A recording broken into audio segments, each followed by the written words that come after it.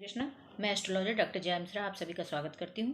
आज हम रत्नों के सेकंड पार्ट के बारे में बात करेंगे। फर्स्ट पार्ट में हमने यह बताया कि रत्न आपके कैसे काम करते हैं और उसको कैसे धारण करना चाहिए। आज हम मेटल के बारे में जानकारी करेंगे कि किस रत्न को किस मेटल में पहनना चाहिए जिससे वह अच्छे से वर्क करे। और किसी भी धातु से रिलेटेड क्या हमें जो है सावधानियां बरतनी चाहिए, और हम जो रत्न धारण कर रहे हैं वह कितने दिन तक ठीक रहता है, उसको एनर्जाइड कब किया जाता है, यानी कि एनर्जी उसकी दोबारा से उसके अंदर कैसे और कब जो है हम ले आते हैं, कितने दिन तक वो अच्छे से वर्क कर सकता है। इसके पहले मैं आपको छोटी जानकारी देना चाहूँगी।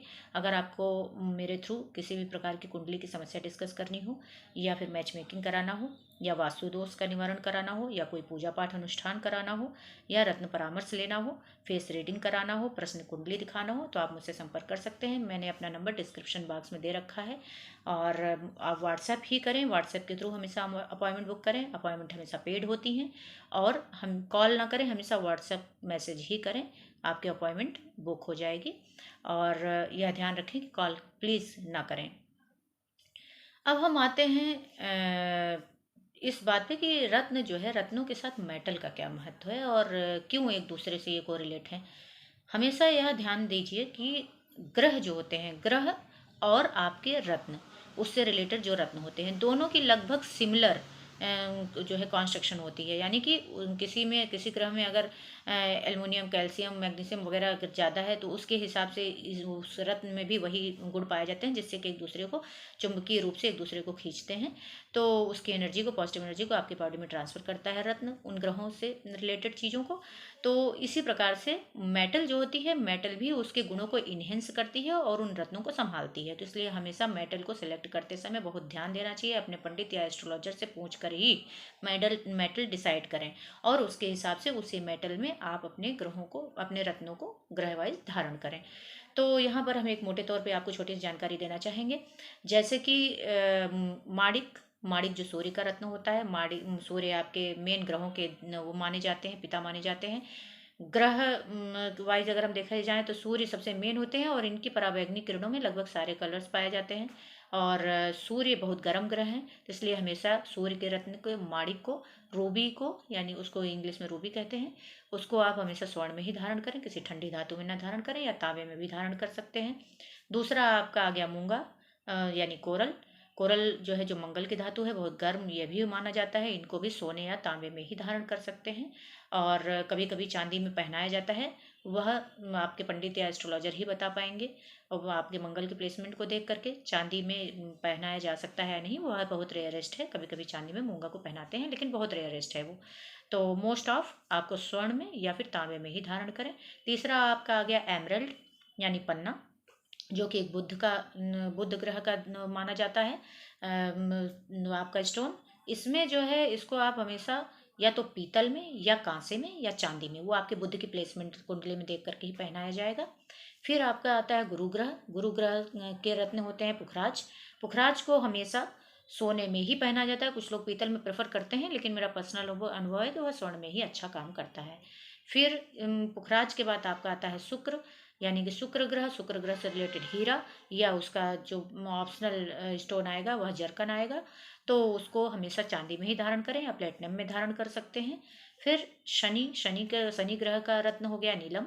नीलम हमेशा जो है त्रिधातु, त्रिलोह में या फिर त्रिलोह में या फिर लोहे में या चांदी में हमेशा नीलम को धारण करना चाहिए, जिसमें वह अच्छा वर्क करते हैं। उसके बाद राहु, राहु का आ गया गोमेद रत्न होते हैं। राहु के रत्न गोमेद है, और केतु के रत्न लहसुनिया। इन दोनों को ही आप पंचधातु में धारण करें, जिससे आपको बहुत ज़्यादा बेनिफिट मिलेगा। अब यह हो गया पहला क्वेश्चन। दूसरा क्वेश्चन यह आता है कि हम अगर कोई रत्न धारण कर रहे हैं तो वो कितने दिनों तक अच्छा वर्क करेगा। पहली बात तो नक्षत्र वाइज ही जो है, आप ये आप अपने पंडित जी से पूछिए, वो कुंडली देख करके आपको बताएंगे। नक्षत्र वाइज ही रत्नों को धारण करें, डे वाइज ना धारण करें। वो नक्षत्र देख करके ही आपको बताएंगे। जरूरी नहीं है कि जिस रत्न को जिस दिन पहना जाए उस दिन उस नक्षत्र को, वह नक्षत्र उसको सपोर्ट करे। नक्षत्र वाइज ही हमेशा अपना टाइमिंग निकलवा करके रत्नों को धारण करें। उसकी एक पूजा विधि हर रत्न की होती है, उसको करें, जिससे कि उसकी पॉजिटिविटी बढ़े और उसकी उसका मैग्नेटिक फोर्स बढ़े। उसके बाद कोई भी रत्न आप धारण कर रहे हैं, 3 साल तक आप उस रत्न को धारण कर सकते हैं। 3 साल तक कोशिश करें कि साल भर तो बिल्कुल उसको ना उतारें, जिससे कि अच्छे से आपकी बॉडी में वो सेट हो जाए। कोई भी जैसे आप प्रेगनेंसी में किसी के जाते हैं या फिर किसी कोई अगर एक्सपायर हो जाता है उसमें जाते हैं, तो उस दौरान आप उसको उठा करके गंगा जल और तुलसी दल में डुबो करके रख दें, लौट कर आ करके नहा करके शुद्धिकरण करके दोबारा उसको धारण करें। इस प्रकार से ये चलता रहे। और 3 साल तक आपको रत्नों को बहुत ज़्यादा छेड़छाड़ करने की आवश्यकता नहीं है। जिस फिंगर में पहनने के लिए पंडित जी बोले, फिंगर भी हर रत्न का अपनी एक होती है, वो मैं किसी अदर वीडियो में बताऊंगी। उसको आप धारण करते रहिए। और उसके बाद 3 साल बाद फिर से टाइमिंग निकलवा करके, जरूरी नहीं कि आप रत्न को बदलें। बहुत लोगों के दिमाग में यह रहता है कि अरे अब तो ये बेकार हो गया। रत्न कभी बेकार नहीं होते हैं, क्योंकि वो जिन चीज़ों से बने हुए होते हैं वह कहीं उसके गुण जाते नहीं है, वो रहते ही हैं। घिस गया, टूट गया या खो गया तो एक अलग बात है, लेकिन अगर जो है वह ठीक ठाक है रत्न, तो यह कोई ज़रूरी नहीं है कि आप उसको बदल दें।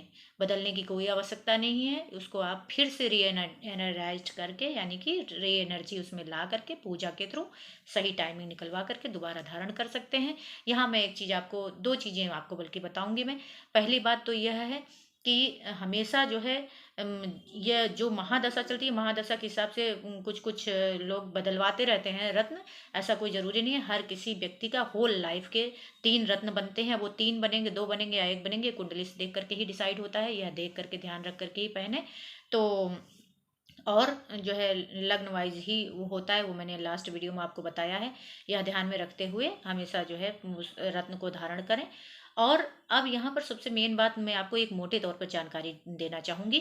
बाकी जो है आपकी कुंडली डिस्कस करा करके भाव वगैरह देख करके वो डिसाइड होगा, लेकिन